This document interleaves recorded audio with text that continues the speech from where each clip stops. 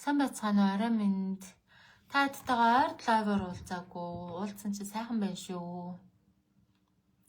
Манайхан сайхан бяцлаглаа хийж гин үү? Одоо хэдүүлэл weekly live бас өөрхөн тогтмол хийгээд явнаа. За өнөөдөр мэдрэлийн тогтолцооны талаар ярина. Ер нь бол нөгөө сая доктор Жовийн нэг сургалт явсан шүү дээ. Тэгээд доктор Жовийн сургалт явахтай холбоотой лайв хийж танилцуулах хичээл та бүхэндээ одоо танилцуулга лайв хийсэн. За тэгээ сая бас доктор Жовийн сургалтыг дахин нэг удаа үзээд тэгээд дахиад бүр илүү гүнзгий ойлголт аваад тэгээд тэр авсан ойлголтоо та бүхэнтэй хуваалцъя гэж бодоод ер нь яг энэ агуулгыг манай тархиа өөрчил сургалт ярьдаг л та. Тэгтээ одоо бүр дахиад нэмээд илүү сайн яг ойлгож байна. Би өөрөө ч гэсэн би дээрээ энэ хугацаанд одоо багшлах эрхийн сургалтанд суугаад жил гаруй хугацаанд энэ яриад байгаа энэ хичээлийн агуулгыг маш сайн ойлгож авч байгаа юм аа. Тэгээд тэр талаараа сайхан хуваалцж ярилцъя гэдэг өнөөдрийн лайвыг хийж байгаа юм. За манайхан мэдрэлийн тогтолцоо гэхээр тарих мэдрэлийн тогтолцоо гэхээр асуух зүйлс юу байна, ярилцах зүйлс юу байна? Энд доор чөлөөтэй комент бичээд яваарай. За ер нь бол тарих мэдрэлийн тогтолцоо гэж ярихдаа юуг голчилж манай тархиа өөрчил сургалтын дээр ярьдаг вэ гэхээр нөгөө симпатетик мэдрэл, парасимпатетик мэдрэл ярьдаг тийм. За тэгээд энэ симпатетик, парасимпатетик мэдрэлийнх нь одоо онцлог нь юу юм гэхээр хүн ердөө нэг бол симпатетикаар, нэг бол парасимпатетикаар ажилтгадаа л одоо хамгийн чухал үүнийг зайлшгүй ярих ёстой шалтгаан байгаа байхгүй. Симпатетик гэдэг нь болохоор одоо тархиа өөрчилж амьдралаа өөрчил номон дээр бид нэр зөндөө хүндсэн шүү дээ. Нөгөө амь зуулгын төлөв гэж яриад байгаа юм тийм. Аюул тохиолдлоо бие хамгаална, өөрийгөө хамгаална гэж үзэхдээ хүн яадаг юм гэхээр өөрийн мэдлгүй одоо яг тэр өмнөх туршлага дээр үндэслээд аюул гэж үзсэн тохиолдолд бидний ерөөсөө секунд хүрэхгүй хугацаанд дотор даавар гормон бүх зүйлс өөрчлөгдөд тэгээ бид нэр яадаг юм гэхээр өөрөө ч мэдээгүйгээр магадгүй энэ парасимпатетик гормоосоо гараад шууд симпатетик гормон руугаа хуурчдаг гэсэн.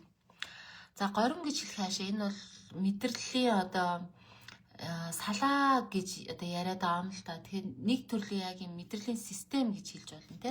Тэгэхээр энэ симпатетик мэдрэл рүү одоо симпатетик мэдрэлээ асаацсан үедээ бид нар яадаг юм гэхээр өөрийн мэдлгүй бие хамгаалдаг. Бие хамгаалахдаа нэг бол зүхтана, нэг бол тэмцэн, нэг бол нуугдана. За энийг бол тархиа өөрчил номон дээр ярьсан бид нар бүгдөө энэ нөгөө симпатетик мэдрэлийн талаар нэлээд сайн ойлголттой зүхт, тэмц, нуугд гэдэг нэг юм төлөв байдаг юм байна мэддэг болчиход байгаа тийм. Гэхдээ өнөөдрийн лайваар юу ярих гэдэг нь гэхээр энэ симпатетик мэдрэл гэдэг ямар ухамсаргүй, ямар автоматар ажилдаг. За тэгээ бидний бүр ингээд бүх үйл ажиллагаатай, зам төлөвтэй маш гүнзгий холбогдсон байдаг гэдгийг л би ерөнхийдөө өөрөө одоо ингээд сүүлийн одоо өөртөө ажиллаж ихсэн үеэс тэр цэсмээ одоо энэ доктор Жовийн багшлах эрхийн сургалтын сууснаас хойш өөрийн биен дээр үзээд байгаа байхгүй.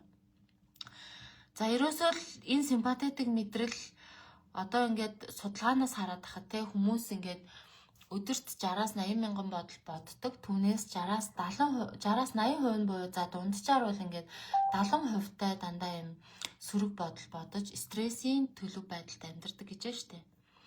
Энэ бол тэг ерөөсөө өдрийн 70% гэхэр чим бодоод үзэлтэй тамдаа тий нийт бодож байгаа бодлыг чинь 70% гэхээр бид нар ер нь энэ чи дундаж гэдэг байгаа шүү.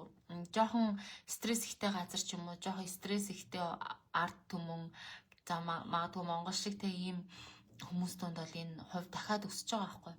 Тэгэхээр энэ чи юу гэсэн үг юм гэхээр ерөөсөө л босоол өглөө босоол бодож байгаа анхны бодлоос эхлүүлээл бид нар нөгөө уржигдөр, өчигдөр 7 хоногийн өмнө, хэдэн 7 хоногийн өмнө, хэдэн сарын өмнө, за магадгүй бүр хэдэн жилийн өмнө бодсон таагүй зүйлсийг бодоод эхлэхэд л бидний аль нэг хэсгийн булчин шүмс чангарсан явж байдаг гэсэн үг. Хэрвээ өөрснийгөө ингээд булчин шүмсэн чангарсан явж байгааг анзаарч исэн бол та эдийн доор сэтгэлээ бичээрэй. За тэгээд булчин шүмс чангарах гэдэг нь ингээд заавал гар мараа ингээд чангална гэсэн үг шүү дээ. Зүгээр ингээд мөрөө ингээ өргөө явж мөрөө ингээ өргөцсөн явж идэх хүмүүс харж байсан уу те? Эсвэл ингээд бие ингээд нугдаалгаа чангалцсан явж идэх ч юм уу.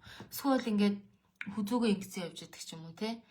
Ер нь зүгээр нэг юм жижигхэн позиц хүртэл энэний ардталтын явж идэх юм гэхээр булчингийн чангарал, за магадгүй их бах хэмжээний орчны дарамт, за тэгээд түүнээс үүсэж байгаа стресс гэдэг юм үүсчихсэн. За бүр орчинд нь бид нарыг дарамтлах юм байхгүй байлаа гэхэд бид нэр оюун ухаанаараа, ой санамжаараа өнгөрсөн тосон таагүй зүйлсээ бодоод өөрсөндөө тэр дотоод стрессийг, дотоод дарамтыг өвчрүүлсэн явж идэг гэсэн үг байхгүй.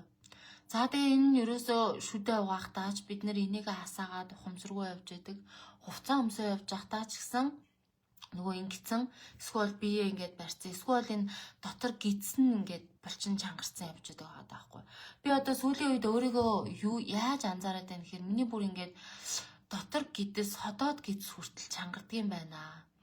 Ходоод гидсний энэ хавийн булчин хүртэл юу ч гэж чангараад, за тэгээ магадгүй энэ нь нөгөө бидний одоо нийтлэг тохиолдоод байдаг те, хоолны боловсруулалт муудах, за биеэс нөгөө бохирдол ялгарах процесс нь саадах те, өтгөө хатах ч юм уу, иймэрхүү шинж тэмдэгт одоо бидний энэ бүр ингээд өөрийн мэдлэгөө чангалцсан явж байдаг тэр булчин шүрмэс чинь өөрөө өтгөө хаталтанд хүртэл нөлөөлдөг юм байна гэдгийг ингээд ажиглаад ойлгоод байгаа байхгүй.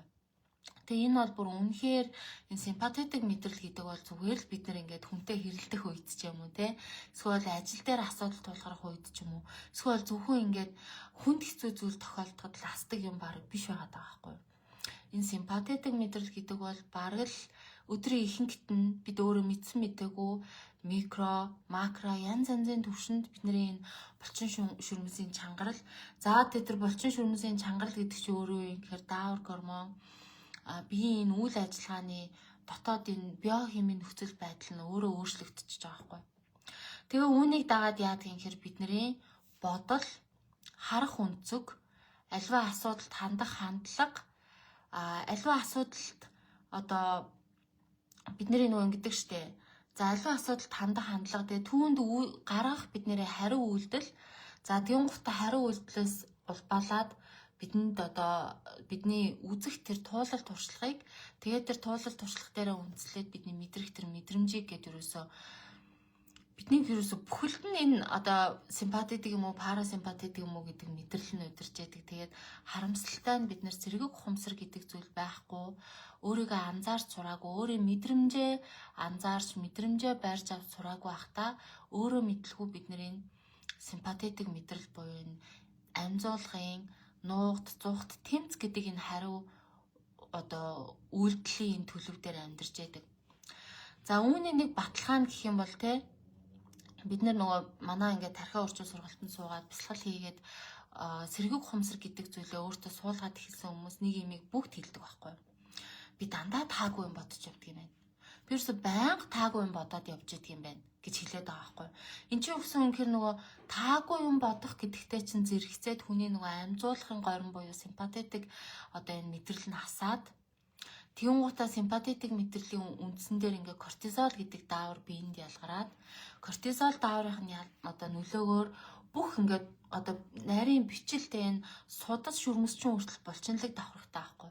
Энэ нарийн ширхэглэг судснуудаас булчингуудаас эхлүүлээд энэ биеийн булчин шүрмэс хүртэл юу ч хүн ингээд чангарцсан явж идэг гэсэн үг. Тэгээд яг үүний улбаагаар бидний анхаарал бол дандаа ийм асуудал бэрхшээлүүд дээр байна. Асуудал бэрхшээл дээр байхдаа бид нар ийм маш нарийн фокусаар яг тэр асуудал бэрхшээлээ хардаг буюу бид нар асуудлаасаа давж сэтгэж чаддгүй.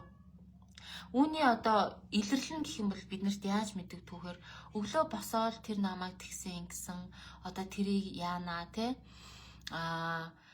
аль хэдэн жилийн өмнө болсон зүйлийг, аль хэдэн сарын өмнө болсон зүйлийг, аль хэдэн 7 хоногийн өмнө болсон зүйлсийг, эсвэл аль хэдэн өдрийн өмнө болсон юмыг ингээл давтан бодоол байна гэдэг чинь бид нэр тэр асуудлаасаа анхаарлаа холдуулж чадахгүй байгаа буюу бидний нөгөө ухаан нь тэр асуудлаас давж сэтгэж чадахгүй байгаа гэсэн үг байхгүй. Яг тэр асуудал дээрээ төвлөрөөд ингээд narrow focus буюу нарийн фокусаар яг тэр асуудлыг ингээд тэрэн дээр л бүх анхаарал яваад байгаа гэсэн үг. За асуудалд ингэж нарийн фокусаар те хандаж бид нэр стрессийн гормон үед угаасаа ингээд бидний хараа хүртэл юм нарийн фокустай болдог те. Ингэчгээрээ бид нар яадаг юм бэ гэхээр асуудлынхаа шийдлийг гарц гаргалгааг ухаалгаар зөвөр олж чаддгүй гэсэн үг. Асуудлынхаа гарц гаргалгаар шийдлийг ухаалгаар зөвөр олж чаддгүй. Тэгэхээр юу гэсэн үг юм гэхээр бид нэр асуудлаа зөв шийддэг баймаар байх юм бол, харилцаагаа зөв хийдэг баймаар байх юм бол, тайван баймаар байх юм бол, эрүүл баймаар байх юм бол, амар амгалан баймаар байх юм бол, аз жаргалтай баймаар байх юм бол, ердөөн яах хэрэгтэй гэхээр тайвшрах хэрэгтэй. Симпатетик мэдрэлийн унтраах хэрэгтэй. Симпатетик мэдрэлийн унтраагаад парасимпатетик мэдрэлийг одоо бид нэр идэвхжүүлчихээр яадгийн гэхээр кортизол даавар ялгарна. Энэ кортизол даавар нь бидэнд бусадтай холбогдож байгаа ойр дотн амар амгалан тайвширсан мэдрэмжийг өгдөг. Тэгээ үүний нөлөөгөөр яадгийн гэхээр хүний бүхэл биолог нь өөрчлөгдөнө. Бүхэл биеийнх нь биолог, биохим нь, нейрохим нь өөрчлөгдөнө. Инхээр бид нар яадгүй гэхлээр хараа маань хүртэл ингээд харааны маань фокус хүртэл өргөсдөг. Бид нэр илүү өргөн хүрээнд асуудлыг харж эхэлдэг байхгүй. Энэ үедээ яадгийн гэхээр бид нар гинтл мэрэгэн ухаан бидэнд орж ирнэ. Хүүшээ энэ асуудлыг чи ингэж шийдэж болох юм биш үү? Эн чи ингээд хийсэн юм шүү. Тэр хүн чинь ингээд хийсэн юм биш үү гэд нөгөө хүнээ илүү сайн ойлгодог ч байд юм уу те. Асуудлыг илүү өргөн цар үрээгээр нь олж хардаг ч юм уу. Би ерөөсөө ингэмээр байгаа юм байна. Би тэгмээр байгаа юм байна. Энэ хүн чинь ингээд байгаа юм байна. Гэх мэтчлэнгээр урд өмнө хизээч олж харахгүй байсан тэдгээр гарц гаргалгаа, шийдэл, мэрэгэн ухаан одоо бидний үүнийг манай сурагчд нөгөө дон гэж нэрлэдэг байхгүй. Донгууд орж ирдэг. Донтой зэрэгцээд бидэнд мэрэгэн ухаан орж ирдэг. Хизээч шийдэж чадна гэж бодоогүй тэр одоо гайхалтай шийдлүүд бидэнд бас гарч ирдэг гэсэн үг байхгүй. Ингэж бид нэр ухаалгаар тулгамдсан асуудлыг давдаг. Тэгэхээр ерөөсөө асуудлыг давах хоёр янзын арга байгаа дээ штэ.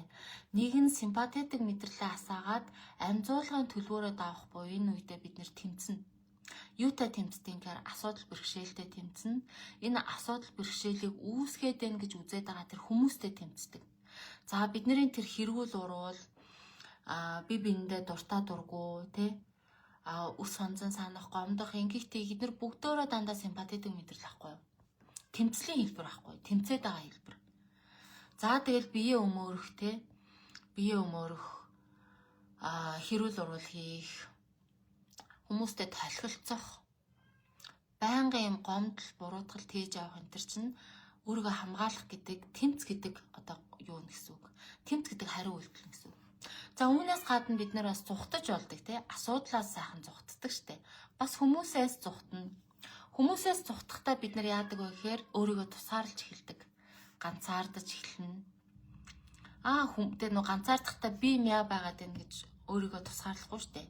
Би тийм хүмүүс дургу, энэ хүмүүс сүрэг байна. Манай одоо ажлынхан ч юм уу тийм, манай гэр бүлийнхэн ийм, манай найз нөхдөд нэм. Би эднэртэй vibe таарахгүй байна энтергээд өөрийгөө тусгаарлаад буюу энэ асуудлаас нуугдаж, асуудлаас зүхтаж эхэлж байгаа байхгүй юу? За тэгэхээр саяны одоо энэ лайваараа ярьсан эдгээр шинж тэмдэг ахын бол таад маань сэтгэлээ хуваалцаарай. Одоо энэ лайваар ярьж байгаа сэдв нь таад одоо ямар ойлголт ухаарлаж өгч जैन, ямар асуултыг ургуулж гаргаж ирж जैन. Хуваалцмаар туулалт туршлага юу вэ? Манайхаа одоо нөгөө парасимпатетик унтраагаад симпатетик мэдрэлийг асаах гэдэг зүйлийг бол тархиа орчин сургалтынхан нэлээд сайн хийдэг. За бүр ингээд байнгын тэрийг хадгалаад явж чаддгүй мэхэд ядаж сургалтын үеэрээ бясалгалаа хийж байгаа үедээ манайхны хамгийн түрүүнд хилдэг үр дүн юу юм гэхээр сайхан тайвширж яах шаа гэдэг байхгүй. Би бүр юм тайван болчлоо. Юунд санаа зовхгүй одоо юм сайхан тайван байна гэж хэлдэг. Зарим нь би ингээд уурлах байсан юм дээр уурлахгүй өнгөрөөчлөө гэж хэлдэг байхгүй. Уурлахгүй яжгаад маш зөвөр хариу үйлдэл үзүүлээд өөрийгөө маш зөвөр илэрхийлээд ч юм уу өөрийгөө маш өвтэйхэн аваад гарчихсан багшаа гэж хэлээддэг байхгүй. Тэгэхээр эн чинь яг үүндээ юу гэсэн үг юм гэхээр нөгөө симпатетик унтраагаа зүхтахгүй, тэмцэхгүй, нуугдахгүй, амжуулгын горимд орохгүй байгаа хүн чи яадаг юм гэхээр ямар ч асуудал тулгарсан тайван хүлээцтэй хүлээж аваад тэгээ яахаа гэхээр Энэ яагаад ингэж байгаа юм болоо? Би яах ёстой юм болоо ч юм уу те? Тийм маш чухал асуултуудыг өөрөөсөө асууж эхэлдэг гэсэн. Энэ үедээ хүн яарч сандраагүй, амт тэмцээгүй байгаа учраас яадаг юм гэхээр маш зөв гарц гаргалгаа хариу үйлдэл шийдлийг гаргаж эхэлдэг. Бас урд нь хизээч олж хараагүй байсан шийдлийг харж эхэлдэг. Яагаад тэгэхээр харааных нь өнцөг нь өргөн болцсон учраас. Өмнө нөгөө зөвхөн асуудал дээр ингээд шийд төвлөрөөд байсан бол харааных нь өнцөг нь өргөн болчоороо бид нэр яаж эхэлдэг юм гэхээр энд байсан гарц гаргалгааг, энд байсан сайн сайхан шийдлийг урд өмнө энэ нөгөө олж харахгүй байсан энэ асуудлын гадна байгаа зүйлсийг олж харж эхэлдэг гэсэн үг байхгүй юу? За тэгээд өнөөдрийнхөө лайваар те нөгөө тарих мэдрэл яриагээд байсан маань энэ юм байгаа. За тэгээд ер нь бол одоо ингээ хүнтэй ажиллах тусам доктор Жоо багшаасаа суралцах тусам энэ тарих мэдрэлийн тогтолцоотой танилцаад өөрийгөө ажиглаа тий зүгээр нэг онолдох философик биш хамгийн гол нь яриад байгаа тэр симпатидаг тэр чангарал тэр хүүхэн хараа нарийсах тий narrow focus энэ гэдгийг ингээд яг өөрийн бие дээр хараад ажиглаад таниад ингээд ах тусмаа ер нь хингийн юм байна доо гэж бууж ирж байгаа байхгүй юу? Ердөө амжуулгын төлөвт байна уу? Бүтээгч төлөвт байна уу? Амьдран орших төлөвт байна уу гэдэг ганцхан асуулт. За тэгээ амжуулгын төлөвт байгаа бол бид нар хүссэн үсээгүй зүхтэн тэмцэн нуугдана. Бүтээгч төлөвт байгаа үедээ бид нар яадаг гэхээр өргөн цагаар хүрээгээр харна, тайвнаар айж уужуу хандна. Тэгээд мэрэгэн ухаантайгаар шийдэлтэй гарц гаргалгаа гаргаж ирж асуудлуудаа давна. Тэгээ энэ хоёр бол өөрөө хоёр өөр сэтгэл зүйн төлөв байхгүй. Нэг нь хохирогчийн сэтгэхүй, нэг нь те орчин нөхцөлдөө ингээд орчин нөхцөлийнхаа хохирогч болоод эргэн тойронд байгаа хүмүүсийнхаа хохирогч болж амьдардаг бол нөгөөх нь орчин нөхцөл ямар байхаас үл хамааран энэний гарц гаргалгаа шийдлийг олж л таарна. Би үүнийг давж л таарна гэдэг ийм бүтээгчийн өөрөө шийдэгчийн өөрөө даван туулагчийн юм нөгөө мамба менталити энтер гэж яриад идэх чи өөрөө энэ парасимпатик дээр байгаа хүний хийж чаддаг зүйл байгаа даахгүй. За тэгээд үүнийг хэлхийг хүссэн юм аа. За өөр та хэдд маань санал сэтгэл юу байна? Асуулт юу байна? Тэгээд яг уу манай нөгөө лайв ч ерөнхийдөө ингэдэг штэ. Нэг сэдв байрж авчаад эхний ээлжинд миний нөгөө нэг ингээд яг хэлхийг хүсснийг одоо санаа гэх юм уу те идея байгаа би тэрийг гаргаж ирээд тэгээд тэрэн дээр маань та хэд нөгөө ингээд сэтгэлээ хэлээд ч юм уу асуултаа асуугаад ч юм уу чөлөөтэй сайхан ингээд ярилцаа өчтдөг штэ. Тэгэхээр та хэд маань асуултаа хэлээрээ. За тэгээ хаврын ядаргаа гэж ярьж байгаа юм те. Хаврын уйлрал өөрөө нэг онцлогтой уйлрал байхгүй юу? Нөгөө манай уламжлалтаар бол хийн уйлрал гэж ярьдаг те. Хий аривдах, хий хямрах энэ ийм одоо нөхцөл бүрдчих гэсэн уйлрал. Тэг хий гэдэг чинь өөрөө хүний биеийн дээр яаж буух юм гэхээр бодол. Яагаад тэгэхээр бодол чинь өөрөө яг материаллык биегүү хий биетэй зүйл байхгүй юу? Яг мэдээж цаана даавар гормон одоо мэдрэлийн эргэлт холбоолт цахилгаан долгион энтер гэ тэ нейротрансмиттер энтер гэд ойлголтууд байгаа. Тэгтээ бодол бол ингээд нөгөө маш өндөр хурдтай яг тийм гэсэн материаллык биегүү зүйл байхгүй. Тэгээд хий аривдана гэдгийг би одоо л юу гэж ойлгоод байна гэхээр бодол аривдах юм байна шүү дээ. Хий аривдана гэдэг байгаа чинь бодол аривдах. Тэгэхээр энэ хийг юугаар дардгийг гэхээр амьсгалаар дарж болно. Амьсгалаар энэ хийг тэгштгэж болно. За бас бясалгалаар тэгштгэж болно. Үүнийг хийг тэгштгэж хийг дарахын тулд бид нэр яадаг юм амьсгалын засал хийдэг. Тархины долгион унгаадаг. Тэгэхээр хаврын уйлралд угаасаа бодол ихтэй. Тэгээ бодол ихтэйн дээр өнөөх бодлынх нь 70% сөрөг байвал юу болох уу гэж та нар бодоод үз. Яа харахгүй шууд ядаргаатай золгоно. Хаврын уйлралтэй бодол ихтэй буюу хий ихтэй байгаа тэрнээс сөрөг 70%-тай сөрөг таагүй юм байх юм бол шууд нойргуудалтай залгана. Нойргууд бол хаврын уйлралд яагаад их байдгийг гэхээр бодол харивдчихдаг байхгүй. Зуны уйлралд болохоор сайхан ингээд нөгөө амраад, тайвшраад, хөдөө гараад бид нар мэдрэлийн тогтолцоогоо тайвшруулчихдаг учраас бодол арай гайгүй болоод, нойр арай гайгүй болоод хоолндоо сайн болчдөг тий. За намрын улирч угаасаа ингээд налаагаад тий жимс ногоо бүх юм ингээд байглаасаа яг үр жимс боловсраад налаагаа явчихдаг учраас гайгүй. Өвөл бид нар угаасаа амьд үлдэн гэдэг. Тэгээд өвлийн одоо хахир хүүтэн тэр саруудаж тэмцэж жагаад хавртаа золохоор бид нар хүссэн үсээгөө ядардаг, хий харавддаг, бодол ихтдэг. Тэгэн гут тэгээ тэрнийх нь ихэнхэн сүрэг байхаар нойргууд нь ядаргаанд орно.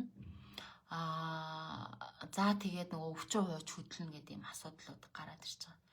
Тэгэхээр ерөөсөө энэ хаврын ядаргаа, хаврын нойргуудлыг давах арга нь юу юм бэ гэхээр хийгээд тэгштгэж буюу бодлоо удирдах хянаач, бодолтойгоо ажиллаач тий. За тэгээ үүнийг бодолтойгоо ажиллах гэдэг энэ хийгээд тэгштгэх гэдэг ажлыг бид нэр амьсгалын дасгалаар хийж болж байна. Бясалгалаар хийж болж байна. Биеийн дасгал хөдөлгөөнөөр хийж болж байна. Өөр те за ер нь бол бас сайхан одоо нөгөө цаг зав гаргаж байгаа унтаж болж байна.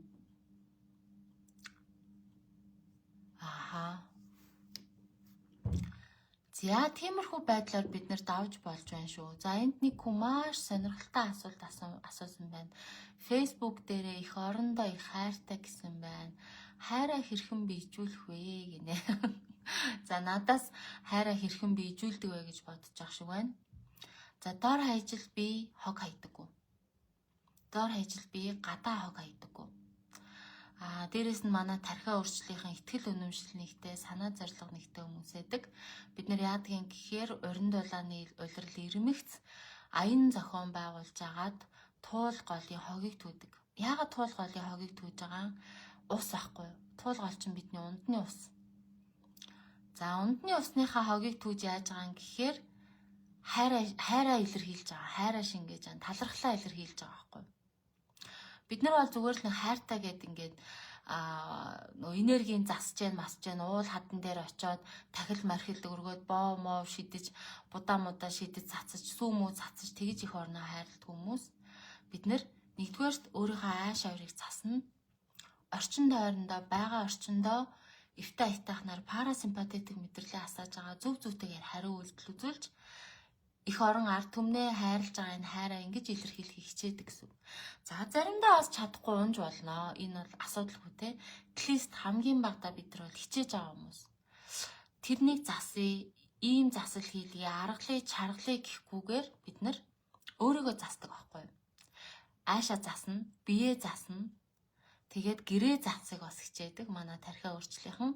Үүний дараа төрөө засах буюу төр засна гэдэг чинь заавал ус төрчих гэсэн үг биш шүү дээ. Нийтийнхэн хогийг цэвэрлэх чинь өөрөө төр засах ажил. Олон хүмүүс дунд ороод эв ийг сахиулаад эвтэй айтайхаа аашлаад хүмүүстэй ойлголцоод явна гэдэг чинь өөрөө төрөө засах асуудал. За заавал гэр орны хамаатан садны гэхгүй харь илгийн хүмүүсийг өөрчлөөд харь илгийн хүмүүст сайн сайхнаар нөлөөлнө гэдэг чинь өөрөө төрөө засаж байгаа асуудал.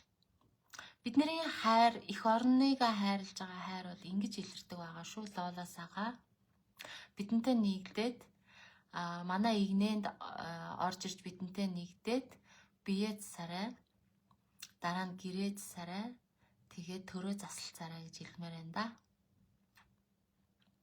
Тинтээ түрүүнөө туул голын хог түүх гэж ярьсан шүү дээ. Одоо бид нар 5 сарын ихээр эсвэл 5 сарын дундуур хуваараа гаргаж ирж байгаад туул голынхоо хогийг түүнэ. За манай туул гол бол манай монголчуудын одоо нийслэл хот болох Улаанбаатар хотыг ундаалж байгаа төв одоо усны их үүсвэрээ.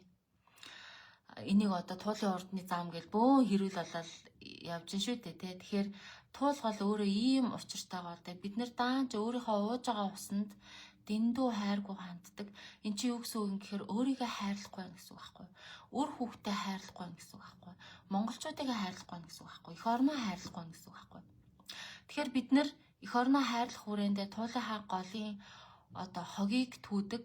Яадгүй гэхээр маск өмсөж байгаа, тусгай хувцс өмсөж байгаа, бэлээ хэрэгслүүдийн бэлдэж очиж байгаа бид нэр туул голын баас, шээс, тэр нойлын цаас тий. За тэгээд тэр голын эргээр хайсан бүх төрлийн тамхины ишнээс эхлүүлээ тэр нарийн хогнуудаас эхлүүлээ том мом гол усан дотор хайсан бүх хогийг түүдэг. Ингэж бид нэр туулголоо өөрийгөө хайрладаг. Яагаад туулголоо одоо ингэж цэвэрлэх нь өөрийгөө хайрлахаар гэдэг юм гэхээр хүний биеийн 70% нь ус.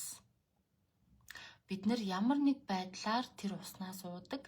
Тийм учраас өөрийн уудаг усаа хайрлана гэдэг чинь өөрийгөө хайрлана гэсэн үг. Хүүхдийнхаа уудаг усыг хайрлана гэдэг чинь хүүхдээ хайрлана гэсэн үг. Хин ч хамаагүй танихгүй монголчуудын уудаг усыг хайрлана гэдэг чинь монголчуудаа эх орноо хайрлана гэсэн үг байхгүй юу? За Лола саагаад маань нэлээд ойлгомжтой болсон баг. Тэгээ энэ бол манай тархиа өөрчлөлийнхний философи. Тэгээ бид нэр яг энэ философийнхаа хүрээнд хайр гамгүйгээр бие хайрлахгүйгээр хог түүдэг. Туулгалынхаа хогийг түүдэг. Энэ ажлаа цаашдаа эрчимжүүлээд дунд гол те чажээ сэлб гол руу бас тэлнэ гэж бодож байгаа. Тэгээд үүнээс бүр цааш нь энэ аяныг одоо өргөн хүрээгээр урайлаад нутаг нутагтаа бид нэр хогоо түүгээч, гол мөрнийхөө хогийг түүгээч гэдэг санаачлаг гаргая гэж бодож байгаа. Яг бол орон нутгаас маш их суралцагч нар байдаг. Яагаад тэгэхээр бид нар бүгд хөдөө 100 гараа хөдөө гардаг шүү дээ. Тэгээд хөдөө орон нутгийн хог ямар байдгийг бид нар бүгдээрээ мэднэ те. Тэгэхээр манай тархиа өөрчлөлийнхний нэг онцлог бол ерөөсө хаа явсан газар хог түүж явдаг л онцлогтой хүмүүс байдаг. Тий. Одоо дорд болохоор биш. Ийм хайртай учраас бид нар ингэж хог түүдэг гэсэн үг. За биндрийн агч маань битсэн байна. Сайн уу биндрийн агч ямар удаан уулзсангүй ээ? Сайн сайхаа. Сайн уу багшаа, тийм байна лээ. Байнга л булчингаа чангалсан явах юм. Анзаараа суллаад байхыг хичээж байгаа. Маш сайн шүү. Маш сайн шүү биндрийн агч. Ийм л хайртай. Манайхан ийм л анзаарахтай, ийм л өөртөө хайртай хүмүүс.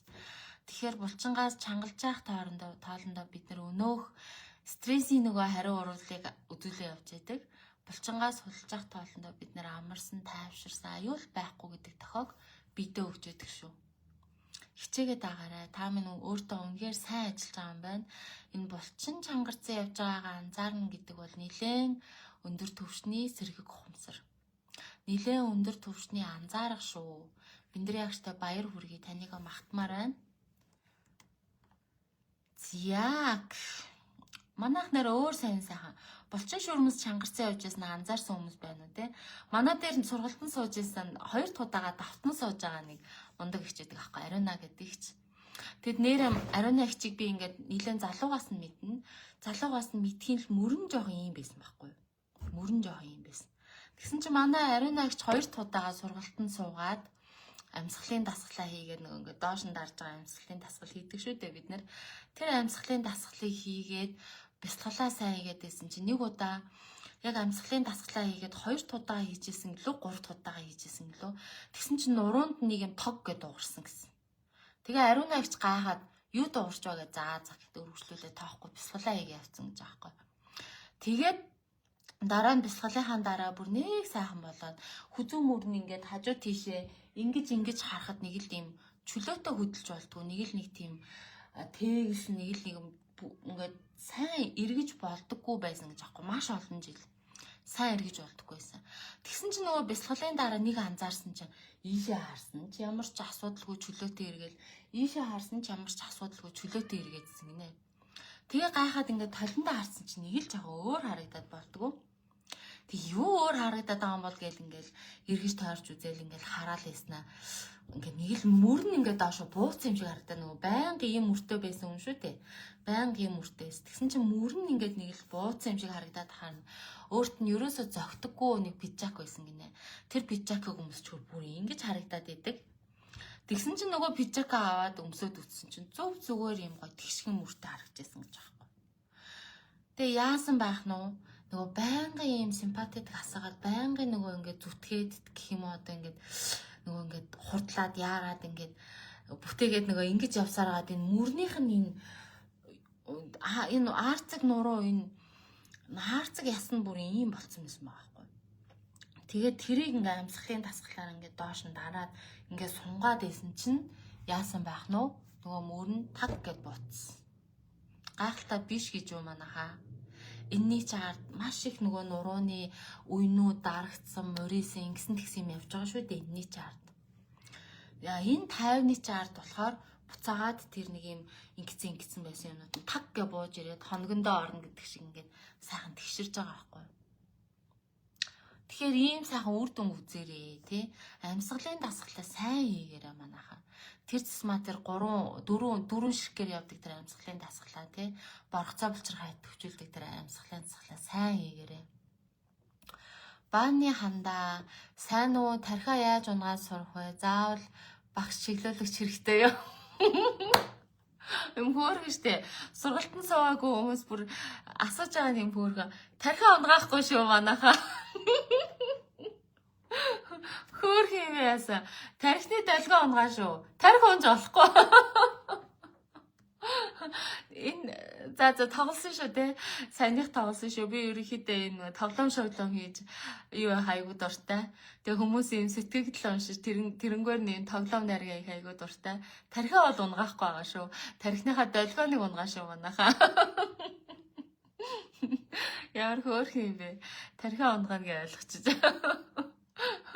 Тэгэхээр энэ бол тархины долгио унгаана гэдэг юм нилээн одоо юу гэмдэ бясалгалын юм нарийн арга техник байгаа. Тэгэхээр тархины долгионыг тэ өөрөө ингээд бясалгал худалдаж аваад хийгээд унгааж чадчихвэл сайн.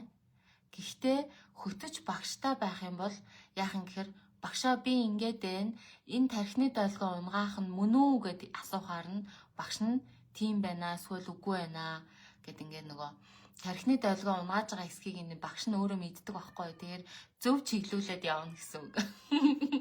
Хөөрхөн юм байсан. Тархи унгаахдахтай яхаа тий. Тархи унж болохгүй байгаа шүү. Мөнхтөл мөнгөнөө маань хай багшигаа харсан гоё яана гинэ. Баярлалаа сайн уу. За. Би Арина маань сайн уу багшаа. Бясалгалын үед ам шүдээ их зууч хүчилдэг юм байна. Амьсгал их богинохон байна. Окей. Ариун надаа хандаж хэлэхдээ бясалгалын үеэр ингээд байгаа юм биш. Бид нар бүр ингээд ухамсаргүйгээр ам шүдээ чангалцсан явж идэг шүү. Чангалцсан явж идэг. Наадах чинь л нөгөө симпатидаг, наа чинь л нөгөө аим зулга, наа чинь л нөгөө ингээд кортизолын даавар нөлөөгөөр байнга ингээд булчин шүрмэс чангараад гэдэг байгаа чинь наа чинь байхгүй. Яагаад тэр ирүү гэдэг чинь тэр чигээрээ болчин штэ. Тий. Ирүү гэдэг чинь маш хүчтэй болчингийн нөлөөгөөр бид нэр ингэж нөгөө нэг зажилж тэр хатуу хүнс хоолыг хүртэл ингэж зажилдаг байхгүй. Тэгэхээр энэ хавчин зүгээр тэр чигээрээ болчин. Нүүр мөрч угаасаа юм гавлын ясыг чинь тэр чигээрээ юу тогтоон барьж байгаа болчин тогтоон барьж байгаа байхгүй. Тэгэхээр ам шүдээ 100-аад байна гэдэг чинь нөгөө өөрийн мэдлгүй ингээд хамаг юма чангалаа сурцсан байгаа гэж илэрлээ нөгөө бясалгалын үеэр төвлөрөө тархиныхаа долгионыг унгаагаа суучаар энэ зуулттай байгаад байгаа маань илүү тод мэдрэгдээд байгаа гэсэн. Тод анзаарагдаад байгаа гэсэн. Сэргэг ухамсар чинь өндөрсөд ирэхээр түүнийгээ сэргэг ухамсараараа анзаараад байгаа гэсэн үг байхгүй юу? Наран туяа ханд суран пөөх гинүн. Пөөх гэдэг нь юу гэж байгаа юм бэ? Нөгөө орж ирсэн хүнээр юу тавлаа шоглон хийсэн чинь тэгж байгаа болоо. Бааны хандаа маань KKK гинэ. Хөөрхөн юм бэ. Тархи унгаахдахтай яах вэ? Гэхдээ хамаагүй мэдчихсэн ч мэдгүй ч байсан ч хамаагүй орж ирээд ингээд асууж байгаа чи өөрөө туйлын зөв туйлын сайн юм шүү бааны хандаа. Тархиа өөрчил пэйжтэйгээ ойрхон байгаарэ. Тэг би чинь боломж гарах юм бол ингээд тоглоом шоглоом хийгээ айдаг хүн байгаа шүү. За манайх нар өөр сайн сайхан юу байна? Ойрт нөгөө лайва үзээгүй жоохон бишүүрхэд байна уу юу? Лайваараа орж иж буу халаагүй жоохон бишүүрхэд байна уу юу? Комент баг багчаа. За тэгээд багш нь нөгөө брэслеттэй болцоод хамгийн анх удаа лайв хийж гэн. Тэгээд бас нөгөө энэ миннээсээ болоод бас жоохон санаа зовоод одоо лайваар ямар харагдах бол нэг гэлаасан төмөр төхөөрөмжийн дээр харагдаад ахын болоо гэдээ бас жоохон тэгс хийгээд лайва хийхгүй байгаадсан. Дээрээс нь туйлын завгүй байлаа. Юу гэнэ лоло сага овм ихтэй хүмүүс сайн зүйлээр далд санаагаа далтж байдаг. Та нар шиг хүлсний их орончтоос болж энэ өвлийг хамаатан садан найз нөхдийн хоороо дамжиж өгүүлчлээ гэнэ. Хүүши. Хөөе, Лола саага минь чи нилээ стресстэй bay шүү. Одоо яг одоо ингэж стресстэй жахтаа өөр хаамсгалыг анзаар. Хэр одоо богино амьсгалж जैन те. Бас булчин шүрмсээ анзаар. Хаана хэсэгт чинь чангарал явагдаж जैन. За яг наад хэсгээрээ хамгийн хөвддөг байх магадaltaй шүү. За яасан ч гэнэ шал хамаагүй нөгөө нэг нийслэлийнхний улсын хурлынхны хийх ёстой сахилгаан дулаан гэсэн юмыг наашаа юу яадах шиг байна. Тэ ийм хамаагүй стресстэй байж болохгүй шүү.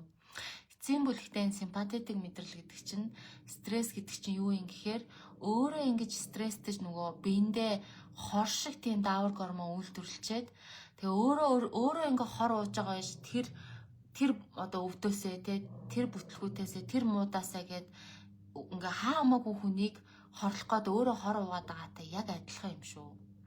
За ёо. Тэгэхээр одоо энэ хин гинөө Лола саага маань ядж захтаас өөрийнхөө нэр мэрийг тавиагүй хаамаагүй нэр тавьсан юм байна те. Тэгэхээр юу агаарай Лола саага маань битгий ингэж муухай стрессж байгаараа те хаамаагүй тэр цахилгаан дулаан юм уу явж тархиа өөрчлөлт төвтэй авчирч наагаад бидний лайв дээр ингэж хаамаагүй юм яриад тахтай яах вэ?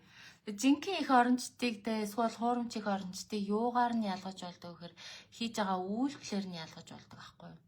Бид нар шиг юм тууштай хог түүж те тэр туулгоолын хаамаагүй танихгүй хүмүүсийн баасан шийсэн эцэн уусан хогийг түүдэг юм тууштай түүж байгаа газар ховор шүү байхгүй шүү. Их орноо бид нар шиг ингэж бодтойгоор хайрладаг хүмүүсийг ховор шүү Лола саага. Тэгээд наад нөгөө улс төрийн хэрүүлээ тэр улс төрийнхээ газар очиж хийгээрээ өө тамины. Бид нар чинь ямар төр засгийн шийдвэр гаргадаг хүн байгаа биш. Бид нар чинь ямар тэр цахилгаан дулааныг чинь зохицуулаад байгаа хүмүүс шүү дээ. Ингэж хамаагүй стрессч болохгүй шүү. За, наран цэцэг хас базар маань хүүхэд гар хөл нурууга дуургаад байх юм. Энэнд амьсгалын тасгал туслах уу? За, наад гар хөл дуургах чинь би бол яг сайн хэлж мэдэхгүй байна. Үнэхээр мэдэхгүй байгаа юм аа. Мэдэхгүй л гэж хэлнэ те. Тэгэхээр хөл гар дуургах магадгүй нөгөө ингээд яарсан сандарсан үедээ ингээд хөл гар мараа дуургаж ингэж нөгөө анхаарлаа юу яадаг гэж магадгүй юм. Түүнээс ш яг тэр шууд амьсгалын тасгал хийхээр хөл гараа дуурхаа болно гэж хэлж мэдэхгүй. Зүгээр нэг баталгаатай юм амьсгалын тасгал хийгээд бясалгал хийх юм бол стрессээ барьж авч стрессээ зохицуулж сурахад нь тус болох байх. За. Буян дэлгэр бадам гарав. Сайн байна уу? Сургалт байдгүй гинөө. Бага шүү. Манайх тархиа өөрчлөлгээд бясалгалын сургалт хийдэг байгаа. За тэгэд энэ тархиа өөрчлөлт гэдэг сургалт нь өөрөө юу юм гэхээр доктор Жоуз Банза гэж эрдэмтний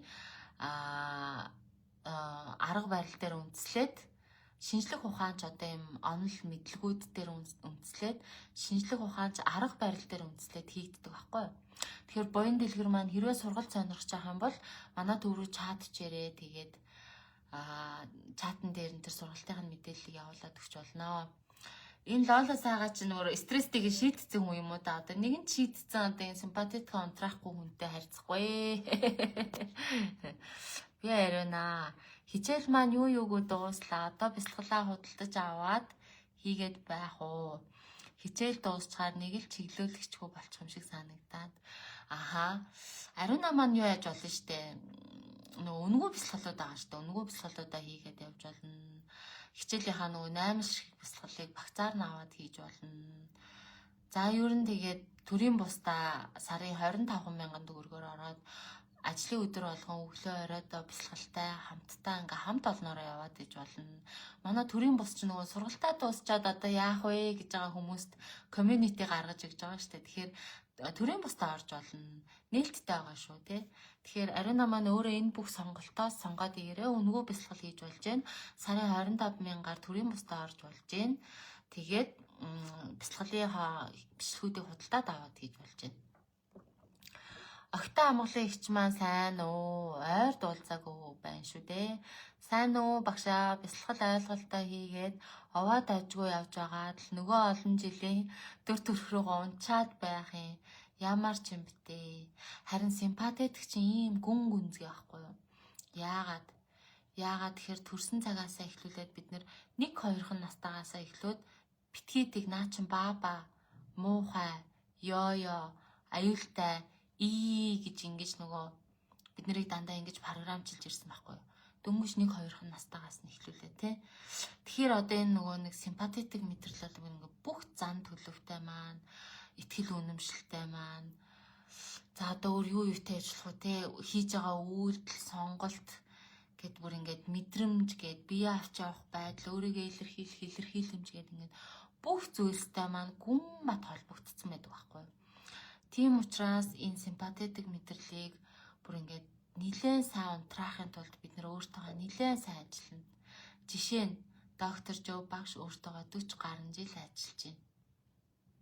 Би өөртөө 5 жил ажиллаж байна. Хаа байсан те? Одоо ингээ ойлгох тусам, өөрийгөө таних тусам хаа байсан гэж бодоод байгаа байхгүй. Тэгэхээр та хэд маань ч гэсэн бясалгал хийгээд нэг тодорхой хугацаа өнгөрч байгаа шүү дээ. Тэгэхээр хэдүүлээ нилээн одоо энэ бясалгал гэдэг имийг бүр амьдралынхаа нэг хэсэг болгоод, бясалгал гэдэг имийг амьдралын хэв маяг болгоод, үүнийг одоо хийхгүй гэхгүй те.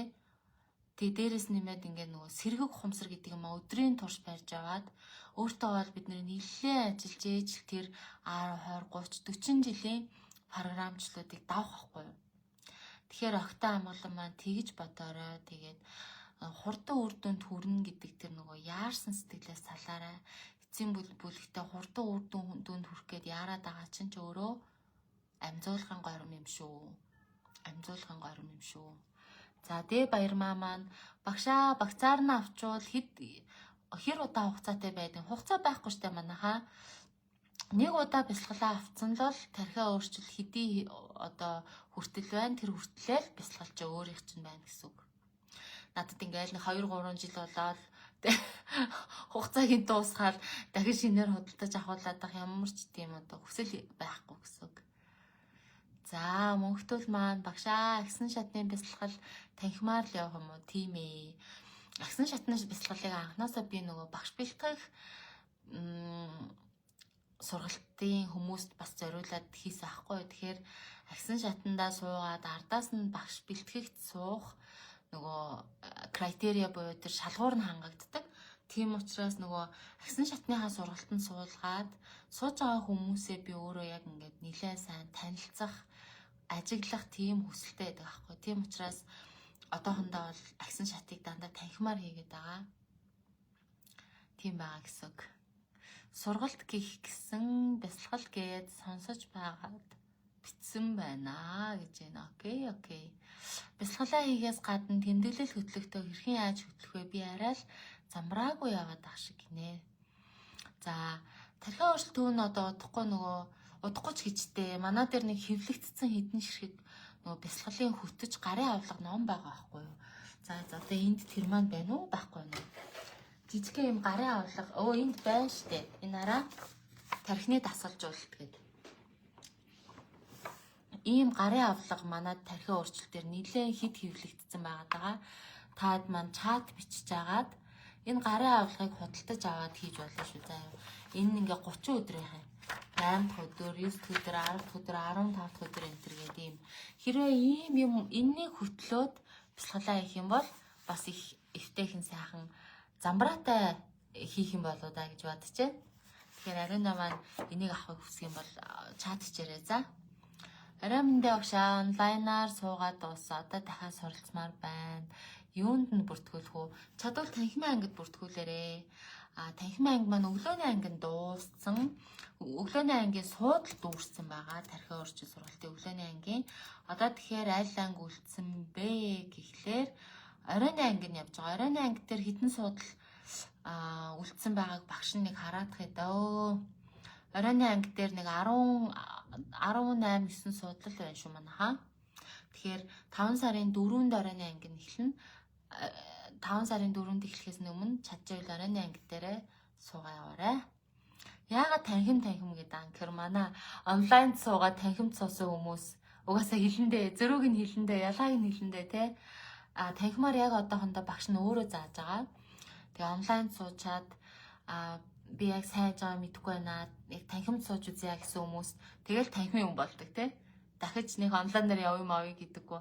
Онлайныг муу гэж байгаа юм биш.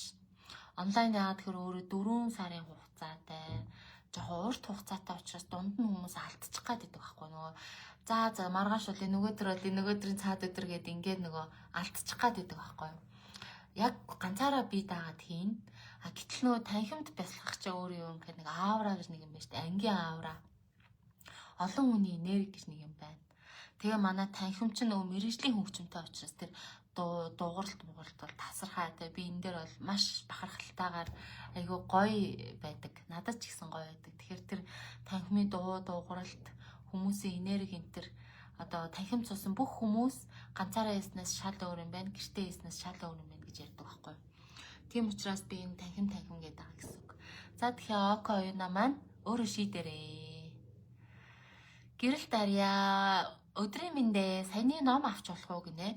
Энэ тархины дасгалжуулалтыг авч болно шүү. Чат бичиж байгаад тархиа өөрчлөлт төв дээрээс хурж ирээд аваарай. Энийг нөгөө нэг шинэ жилдээ зориулаад бид нэр хэвлэлсэн байхгүй юу. Тийм учраас яг зарна гэж ерөөсөө тооцоолоогүй. Тэгээ цөөхөн ширхгийг жоохон өндөр өртөгтэйгээр хэвлэзээ. Тэгэхээр нөгөө хэвлэл чинь тоон олон болох тусмаа үнэн нь хямдраад тоон ихсэх тусмаа үнэн өсөд идэх шүү дээ. Тэгэхээр нөө цөөхний хэвлэлсэн чинь жоохон өндөр өртөгтэй болсон. Тэгээ би нөө өртгөө яг санахгүй байна. Өртгөө санаж байгаа та хэдэд өртөг үнээр нь энийг өгье заяа. Тэгээ ер нь бол цаашдаа манай нөө төрийн бус гэдэг байгаа шүү дээ. Төрийн бус яг юм гарын авлагтай байдаг болох гэдэг байгаа. За энэ гарын авлагыг авч болно. Тэмдэглэл хөтлөлтөө энийг хөтлөөд яваад иж болно. Танхимын ангид гарын авлага материал өгдөггүй гэнэ. Өгдөггүй байгаа шүү. Анхан шатны ангид бол гарын авлага өгдөггүй. Харин манай агсан шат болохоор энээс арай жоохон том бас нэг арай жоохон өөр нэмэлт агуулгуудтай тийм гарын авлагыг агсан шатанд өгдөг байгаа. Тэгэхээр манай анхан шатны сургалт гарын авлага байхгүй. Агсан шатын сургалт гарын авлагатай байдаг. За тунгалаг бигзрагчаа ямар удаа уулзаагүй хараагүй хүмүүсээ лайва дахин хийгээд харж байна вэ. Сайн уу тунгалгаа. Орой мэндэ багшаа ойрт мэдээлэлээс хол байж байгаад ороод ирлээ. Багшийг харсан сайхан байна гинэ. Харин тийм байна. Нилээн хол байсан хүн байна шүү. Мөнхтөл маань Монгол урууга хурдан буцах юмсаа хөөх штэ. Гадаадд байдаг хүмүүс жоохон хэцүү л байдаг юм шиг лээ. Аги тархиа өөрчил ном байгаа юу? Тархины дасгалжуулалт авч болох уу гэж байна. За тархиа өөрчил ном бол дууссан байгаа. Харин энэ тархины дасгалжуулалт цөөхөн эдгэн ширхтэйгаа энийг ярьж агаад хурж ирээд авч болно шүү. Биндрийн агч маань хээ гинэ. Юунд хээ гэсэн юм бол та. Тэгтээ биндрийн агчаагаас харсан чи сайхан байна. Тэгээд манай биндрийн агч өөртөө нэлээд сайн ажиллаж байгаа болтой. Хундгаа хэдүүлээ төрийн бус дээр энийг хийлж авъя. Хүмүүст нэлээ эрэлт хэрэгцээ байх шиг байна. Энийг авъя гэж хүмүүс нэлээ их бичээд байна шүү. Манай хундаг уяа нөгөө төрийн бусын маань хариуцж ажилладаг октодын маань нэг лайв дээр ороод ирчлээ. Бурмаа сайн уу? Агсан шат 5 сард байгаа юу? Хүй байгаа штэ. Би чи агсан шатны сургалтаа нээчээд бараг тэр чигээрээ мартцсан юм шиг. Агсан шат нь бүртгэж байгаа шүү манайхаа. Агсан шатн дээр хүмүүсээс нэлээд сайн бүртгүүлж байгаа. Агсан шат ер нь бол тархиа өөрчил сургалтанд огт сууж байгаагүй хүмүүс 500 мянга гэдэг.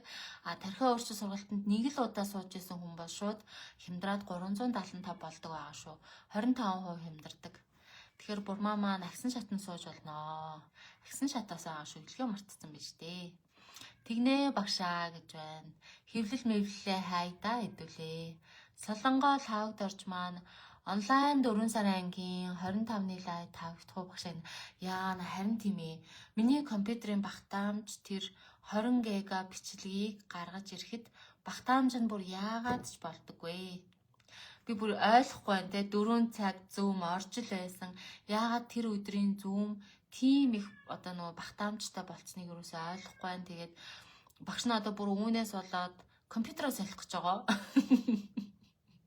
Шинэ компьютер авах гэж байгаа. Илүү том багтаамжтай. Тэгээд ирэхээрээ тэр шинэ компьютер руугаа юм хумаа юулж судалж агаад л юу анда 25-ныхаа зүүмийн бичлэгийг гаргаж ирэндээ. Тэгээ 25-ны зүүмийн бичлэгийг оройтуулаад орох юм бол сар марч хамаагүй Сар марч хамаагүй нээлттэй байлгачнаа. Тэгээ та хэд маань тэрийг нөхөд үзээрэй за. Бидний ягч маань удаан уулзаагүй орж ирсэндээ бишүрхэд гинэ хөөх штэ. Бишүрхэд татай яах вэ? За та маань танхим магмаараа эргэлдээрээ. Одоо болоо байлгүй дээ. Гоо гэрэл сайн байна уу? Өөрөө яг яаж бэлтгэгдсэн бэ гинэ. За би бол албан ёсоор доктор Жөө багш өөрөө дэлхийн 40 гаруй орноос 75 ширхэг хүнийг сонгож авчираад багшаараа бэлтгэсэн тэгж сургалтанд суусан байгаа шүү. Манай тархиа өөрчлөлт үеийн одоо ингээ постуудыг доош нь гүйлгээд үзэх юм бол тэр доктор Жөөийн багш бэлтгэх сургалтанд суусан миний мост зураг мургнууд явж байгаа шүү за. Би аривна лайв хадгалагдах уу? Би хариултаа ойлгуулгүй өнгөрчлөө. Лайв хадгалагдана хаалгадна. За тэгээ гоо гэрэлд дахиад зориулаад өөрийгөө магтахад гэж наахгүй тий. Одоо Аз твд яг амьдардаг. Тэгээд тэр сургалтанд нь суусан хамгийн ихний хүн болсон байгаа. Яг хоо хятад Солонгосоос хүмүүс хамрагдчихсэн ч гэсэн дандаа Америкт амьдардаг, Европт амьдардаг тийм хүмүүс хамрагдсан. Яг Аз твд амьдардаг. Тэгээд энэ сургалтанд багшлах эрхийн сургалтанд суусан цорын ганц хүн байгаа. За тэгээд дээрэс нэмээд яг энэ сургалтыг доктор Жөө багш өөрийн биеэрээ биднэрт заасан байгаа. Тэгээ би өөрөө бичлээд доктор Жөө багштай оройн хоолнд орж үзсэн. Доктор Жөө багштай Монголынхаа тухай ярьж үзсэн. Монголын одоо энэ community-гийн талаар доктор Жөөд мэдээ хүргэсэн байгаа даа. Тэгээ энэ бол миний яг одоогоор бол өөрөөрөө хамгийн их бахархаж явж байгаа зүйлсийн манаас нэг байгаа. За хундаг маань багшаа би оройн бясалгалаа тавихаар гарлаа шүү. Окей хундаа амжилт хүсье. Та хэд маань нэлээд завгүй ах шиг байна. Солонгол хавагд орж хээ гинэ. Зя. Нөгөө нэг компьютер сайлна гэсэн чи хээгээ гэж байгаа л та. Хүү жавзаа хичээ сайн уу? Жавзаа зэнд аюуш маань оройн минь багшаа би агсан шатан суунаа. Зөвхт зөв алхам хийж байгаа гэдэгтээ ихтгэлтэй болж байна. За ашгүй дээ тий. Буян дэлгэр бадам гарan маань тэгвэл агсан шатаараа уулзъя жавзаа хичээ. Буян дэлгэр маань анхан шатны сургалт танхим уу хэдэн өдөр болдог вэ? Анхан шатны сургалт яг одоо танхимын ангиж байгаа, онлайн ангиж байгаа. Онлайн анги нь болохоор 4 сар явдаг байхгүй юу? Сар болгоны 1-ний өдөр эхэлдэг. Танхимын анги болохоор за яг тухайн сараас юу яадаг байгаа. Танхимын анги болохоор тухайн сараас шалтгаалаад яг эхлэх өдөр нь өглөөний анги авах юм уу, оройн анги авах юм уу гэдэг нь сар болгон харилцаа адилгүй байдаг. Тэгэхээр 5 сарын хувьд одоо яг бүртгүүлээд орох боломжтой анги нь болохоор оройн анги байна шүү. Гоо гэрэл амжилт хүсье. Энэ бас хүмүүст үлдэж буй буян шүү гинэ. За баярлалаа. Ямар сайхан юм бэ те.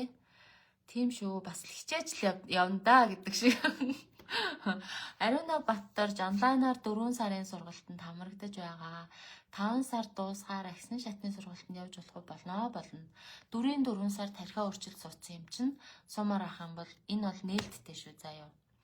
Танхимын цагийн хуваар хідээс байдаг вэ гэж. За сургалтанд нэгэн суудсан хүмүүс юм чинь агсан шатныхаа сургалтын хуваарийг харъя гэх юм бол нөгөө тархиа өөрчлөлт апругаа ороод хараарай манайхаа.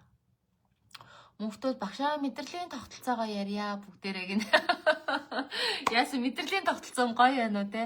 За тэгээ яриад ах юм бол үгүй зөндөө их нарийн юмнууд байна. Гэхдээ одоо тэр болгоныг лайваар ярихаар чинь те ихэнх хүмүүс нь лайв үзэх ихэнх хүмүүс нь сургалтанд суугаагүй манай төвийг зүгээр сонирхоод дагцсан явж байгаа хүмүүс байгаа штэ. Тэгэхээр тэр хүмүүст тийм нарийн юм ярих хэрэгтэй хэрэггүй юу? Эцсийн бүлэгтээ те сургалтанд суугаад жил 2 жил болж байгаа хүмүүс одоо сая те байнга булчингаас чангалцсан явж идэг юм байна гэж анзаараад байна штэ. Тэгэхээр эн чинь бол нэг мэдлэг авах гэхээсээ илүү хамгийн чухал нь эн чинь юу юм гэхээр хийж үзэх байхгүй юу? Хийгээд үнэхээр симпатетик гэж юу юм? Булчингаад одоо чангална гэж юу юм те? Narrow focus буюу тэр нарийн фокус гэж юу юм гэх мэтчлэн энэ агуулгуудыг өөрийн бие дээрээ туршиж үзчихээд сая эн чинь юм болох байхгүй юу? Тэгэхээр хэдүүлээ нэг их нарийн яриад яах юм? Би ч одоо бас нэг цаг лайвд чаар жоохон амармаар санагдаад байна. Тэгэхээр энэ мэдрэлийн тогтолцоог үүнээс илүү нарийн ярьж яах юм? Хийгээд үзэх те. Сонирхож байгаа хүмүүс нь хийгээд үзэг гэж хэлмээр байна да. Цэгийн маань агсан шатны онлайнаар гарах уу байхгүй шүү цэги. Одоохондоо тийм төлөвлөгөө алга те. Агсан шатн дээр бол багш нь яг тухайн хүмүүсээ өөрийг мэдэрмээр санагддаг. Одоо дунд нь орж бужигламаар санагддаг. Санаа оноогоо солилцож нөгөө тойрч ярьж суудаг штэ бид нар нэг хичээлийн дараа тойрч яриад идэж уугаад нэг гой суудгаа юу. Тэгж ярьж суумаар санагдаг агсан шатныхантай.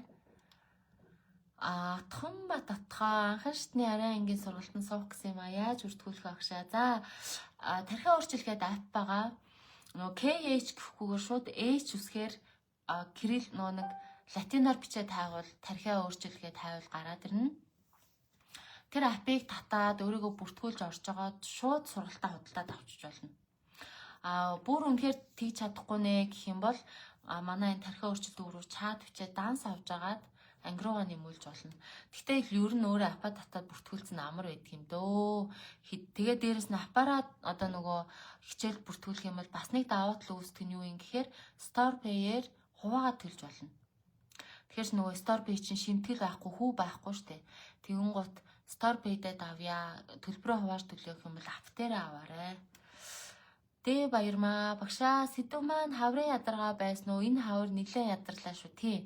Хаврын ядаргаагаа яа харахгүй нөө симпатетик, парасимпатетик мэдрэлтэй нь холбоо тайлбарсан байгаа. Хаврын ядаргаа гэдэг чинь өөрөө хавар гэдэг чинь өөрөө нөгөө хийн улирал, хий ариутна гэдэг чинь үгүй бодол ариутах байхгүй. Тэгээ нөгөө 50,000 бодол боддог байсан бол 70,000 бодол бодоод тэгээ тэр 70,000 бодол нь сөрөг байх юм бол бидний биеинд юу болох вэ гэж бодоод үзтээ. Тэгэхээр энэ хаврын ядаргааг бүр ингээд баарггүй ялах нэг юм нь өөрөө юу юм гэхээр хийгээ тэгштгэх буюу амьсгалын дасгалаар, бясалгалаар энэ бодол энэ нөгөө оволцоод байгаа ингээд энэ хоёрын хооронд стресстгээрээ бид нэр амьсгалдаг штэ. Тэр ингээ оволцоод байгаа химийг тэгээ нөгөө хийн эн тэнд үүссэн блок хийн одоо нөгөө замбраагүй байдлыг амьсгалын дасгалаар засах юмнуудаа хэдүүлээ хийн шүү. Тэгэхээр хаврын ядаргаа гэдэг дээр ингэж ярьсан байгаа. Шууд агсан руу орж болох уу гэж байна. За өөрөө л мэдтэй. Гэхдээ бол яг анхан шат гэдэг нь ерөөсөө баг юм, яа юм гэсэн үг биш байхгүй. Манай тархиа өөрчлөлийн анхан шатаар те цоо ирүүл болоод маш их мөнгөтэй болоод ажил төрлөө гайхамшигтай байдлаар өөрчилж солиод ч юм уу эсвэл яг байгаа ажил дээр гайхамшигтай байдлаар албан тушаал ингээд юу агаад ахиад за тэгээ харилцаа нь ямар ч асуудалгүй болоод сэтгэл зүйн маш сайхан доктортой болсон мянган хүн байдаг. Тэгээ энэ үр дүн чинь бол бага үр дүн биш шүү дээ. Маш том үр дүн байхгүй. Зүгээр яг бид нар л анхан шат гэж нэрлэж байгаа. Агсан шатыг ямар хүмүүс зориулсан гэхээр одоо нөө яг саяных шиг ингээд асуудалгүй болоод гацчлаа шүү дээ. Үүнээс илүү би яах юм бэ гэж байгаа хүмүүсийг гацаанаас нь гаргах зориулалтаар агсан шатны сургалтыг хийсэн байхгүй. Түүнээс агсан шатны сургалт гэдэг чинь одоо бага Мяа гэсэн юм ерөөсөө биш шүү таминэ. Энийг бас өөр ойлгоорой те. Буян дэлгэр 5 сарын 15-наас хойш сургалт байх болов уу? Ээлжийн амралтаа авах юмаа гэж байна. Манад ер нь сарын дундаар эхэлдэг сургалт байдаггүй. Ихэнх сургалтандаа сарын ихээр эхлээд сарын сүүлд дуусчдаг. Тэгэхээр хэрвээ буян дэлгэр маань 15-нд амралтаа авч байгаа бол 15-наас хойш бүртгүүлээд 6 сарын сургалтанд сууж болох юм шүү. Тэгэх юм бол онлайн сургалтанд 4 сар явна. Танхимын сургалтанд 6 сарын ихээр эхлээд 6 сарын сүүлээр дуусчихна. За одоо сүүлдээ бүр нэг сургалтын реклам хийгээд болохоо байлаа. Бүгдээрээ одоо лайв дуусах удаа те ерөнхийдөө манай лайв бол 1 цаг орчим үргэлжилдэг. Тэгэхээр бүгдээрээ юу ая да? Дараагийнхаа лайваар эх 7 хоногийн үеэр дараагийнхаа лайваар уулзъя. Энэ лайваар ямар сэдв ярмаар байгаагаа энэ лайвныхаа доор бичээрэй. Одоо миний мэдтгэл сэдв байх юм бол би бол үгүй мөгөө гэхгүй бүгдийг нь ярих хичээдэг. За тэгвэл би бас ярих дурггүй жоохон ганц хэрэгтэй байна. Мөнгөний блок гэсэн юм ярих дурггүй. Яагаад тэгэхээр угаасаа тархиа өөрчлөөд аашаа засаад нөгөө бие засаад ирэхээр санхүү мөнгө, эрүүл мэнд, харилцаа гэдэг ингээд бүх юмнууд нь эвтэй айтайхан болдог шүү манайхаа.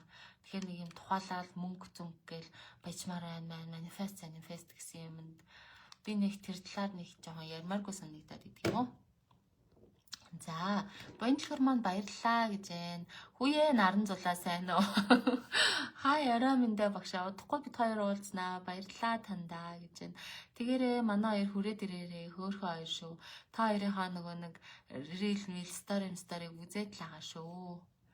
За тэгээ өнөөдрийнхөө лайвыг энд хүргээ өндөрлөө. Тэгээ бүтэн цагийн турш хамтайч сайхан лайвцсан та хэдтэй баярлалаа. Тэгээд бүгдөө эх хоёр дахьтаа шинэхэн өөр сэдвээр уулзцгаая. Бай. Бүгдээрээ сайхан амарцгаагаараа энэ 7 хоногийнхын ажил үйлсэд өндрөөс өндөр амжилт хүсье. Бай.